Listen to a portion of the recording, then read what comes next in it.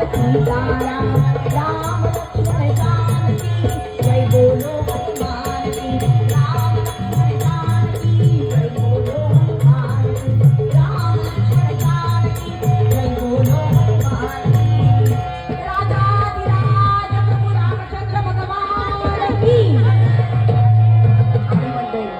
अयोध्येत सगळीकडे आनंदी आनंद झालाय आणि जो तो ज्याला त्याला सांगतोय की अयोध्येच्या राजवाड्यामध्ये जणू काही 4 वेदच असे 4 पुत्र जन्माला आले आहेत आणि कौसल्या सुमित्रा कैकेयी 3ही राण्यांनी 4ही पुत्रांना पाळण्यात घातलंय।